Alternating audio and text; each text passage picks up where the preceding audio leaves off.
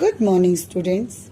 Today we are going to start new chapter, that is yoga.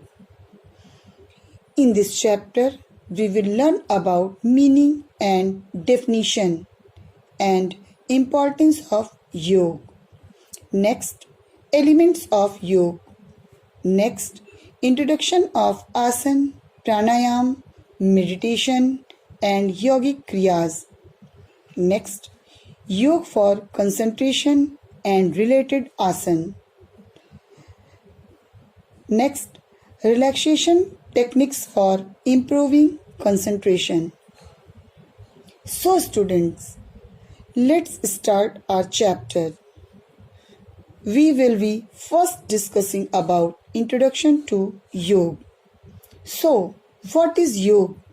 What is the benefit from yoga?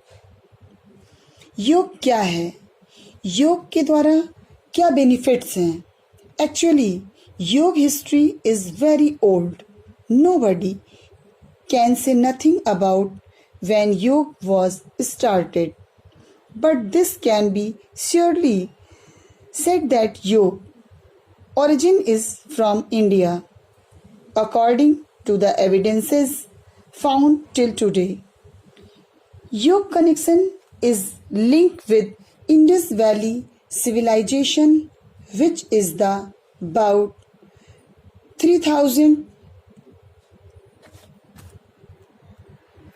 years old.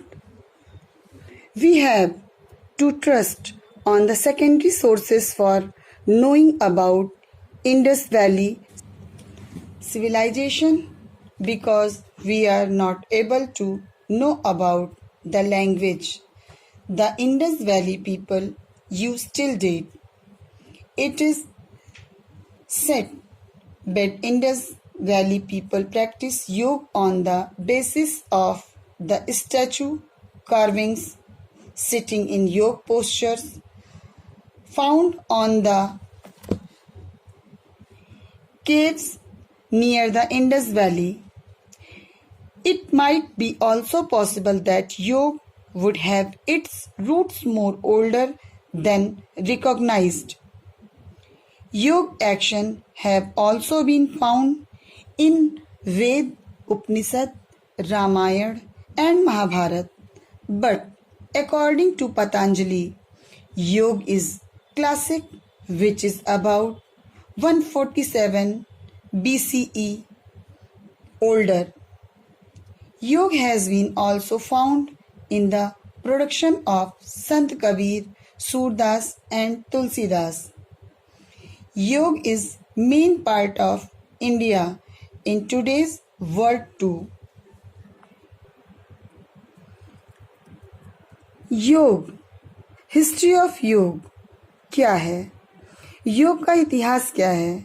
योग को जानने से पहले हमें ये जानना जरूरी योग की हिस्ट्री क्या है. योग का इतिहास बहुत ही प्राचीन एंशिएंट है. ऐसा माना जाता है योग की उत्पत्ति कई हजार वर्ष पहले हो गई थी. ऐसा भी कहा जाता है कि जब सभ्यताओं का जन्म हुआ तभी से योग किया जा रहा है. इट मीन्स कि जब धर्म या आस्थाओं से पहले ही योग का जन्म हो चुका था. इट मीन्स कि ऐसा माना जाता है जो हमारी आस्थाएं थी, जो हमारा धर्म था, इन सब के और काफी पहले ही योग का जन्म हो चुका था. अब क्वेश्चन ये आएगा जैसे कि योग की उत्पत्ति कहाँ से हुई? तो योग की उत्पत्ति भारतवर्ष से हुई थी. मीनिंग ऑफ योग. योग क्या है? योग संस्कृत लैंग्वेज के युज धातु, इट मीन्स कि युज वर्ब से लिया गया है, जिसका अर्थ क्या है? To join. इट मीन्स मिलाना या जोड़ना. अब किसे मिलाना और किससे मिलाना? यहाँ पर योग से मीनिंग निकल रही है कि आत्मा को परमात्मा से मिलाना या आत्मा से परमात्मा या जीवात्मा से परमात्मा के मिलन को योग कहते हैं. मीनिंग ऑफ योग. योग इज द यूनिफिकेशन ऑफ आत्मा एंड परमात्मा। हमारा फिजिकल, हमारा मेंटल, इंटेलेक्चुअल एंड स्पिरिचुअल, वो जब हम डिवोट कर देते हैं किसे? परमात्मा को। ह्यूमन के जितने भी पार्ट हैं उन्हें हम डिवोट कर देते हैं परमात्मा को, तो वो ही योग है। ठीक है, अब हम जानते हैं इसकी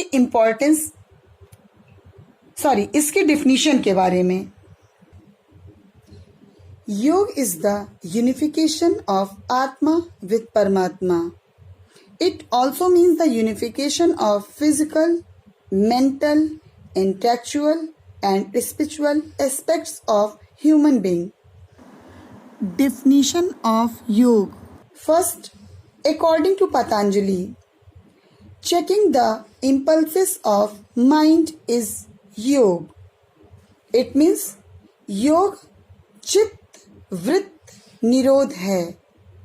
अब हम इसे थोड़ा सा समझेंगे कि चित्त वृत्त निरोध क्या है। मीन्स कि जो चित्त की वृत्तियों को, अब यहाँ पर चित्त की वृत्त का अर्थ क्या है कि हमारा जो मन है वो चंचल है, और अपने चंचल मन को रोकना, जो कि इधर उधर भागता है, उस चंचल मन को रोकना या उस पर कंट्रोल करना या स्थिर रहना ही योग है। किसने कही है ये डेफिनेशन? पतंजलि ने। नेक्स्ट, महर्षि वेदव्यास। योग is attending the pose. It means योग समाधि है। अब यहाँ पर समाधि का अर्थ है कि ईश्वर के ध्यान में मग्न होना। जब हम अष्टांग योग पढ़ते हैं, यानी कि 8 एलिमेंट्स, उसमें 8 स्टेप्स होते हैं। यम, नियम, आसन, प्राणायाम, प्रत्याहार, धारणा, ध्यान और समाधि। ये जो समाधि है ये लास्ट एलिमेंट्स होता है, यानी कि ईश्वर के ध्यान में मग्न होना। जब व्यक्ति ईश्वर के ध्यान में मग्न होता है तो वो सभी चीजों से दूर हटता है या हो जाता है। तो मोह, माया, लोभ, लालच, अपना पराया, इन सारी चीजों से वो दूर होता चला जाता है और उसे कई ऐसी शक्तियां प्राप्त हो जाती हैं जो कि योग में समाधि का लास्ट स्टेप होती हैं। अब फॉर एग्जाम्पल महात्मा बुद्ध, महावीर, जैन, इन लोगों को, इनको क्या था? इन्हें योग की प्राप्ति हो चुकी थी। इन्हें घर संसार, अपने रिलेटिव्स, किसी से भी इनको कोई मतलब नहीं था। According to Swami Sampurnanand, yoga is spiritual Kamadhenu. It means yoga आध्यात्मिक कामधेनु है। अब यहाँ पर कामधेनु का क्या अर्थ है? कामधेनु, जो कि अगर हम पुराण में पढ़ें तो पुराण के अनुसार समुद्र मंथन से निकले 14 रत्नों में से एक रत्न जो कि गाय के रूप में प्राप्त हुई थी, जो कामधेनु थी।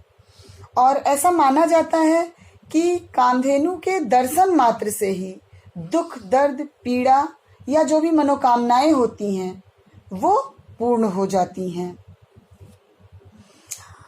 अब यहाँ पर आध्यात्मिक कामधेनु से क्या अर्थ है? इसका अर्थ है कि आत्मा और परमात्मा के बीच संबंध रखने वाला, जैसा कि मैंने पहले ही आपको बताया था कि आत्मा से परमात्मा के मिलन या जीवात्मा से परमात्मा के एकीकरण, जिसमें मनुष्य के फिजिकल, मेंटल, स्पिरिचुअल, इंटेलेक्चुअल पहलुओं का एकीकरण होता है।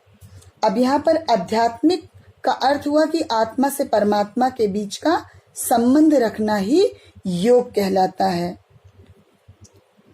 Next, according to Agama, the Kamadhenu about Shiva and Shakti is yoga. It means Shiv और शक्ति के बारे में ज्ञान ही योग है।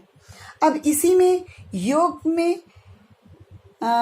विधा में शिव को आदियोगी तथा आदिगुरु कहा गया है। According to Sri Bharati Krishna Tirth, oneness of man with God is known as योग. It means भगवान या ईश्वर से व्यक्ति की एकता ही योग है. सब मिलाकर जितनी भी डेफिनेशन है वो किस बात पर जोर दे रही हैं? आत्मा से परमात्मा के मिलन पर.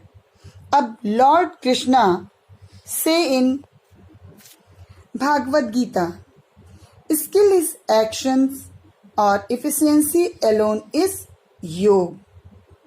अकॉर्डिंग टू भागवत गीता में श्री कृष्ण जी ने कहा है योग कर्मशु कौशलम. इसका अर्थ हुआ कि कर्म में कुशलता ही योग है या योग में कुशलता ही कर्म है.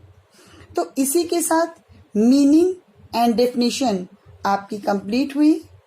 नेक्स्ट वीडियो आपका होगा इम्पोर्टेंस ऑफ योग. Thank you everyone.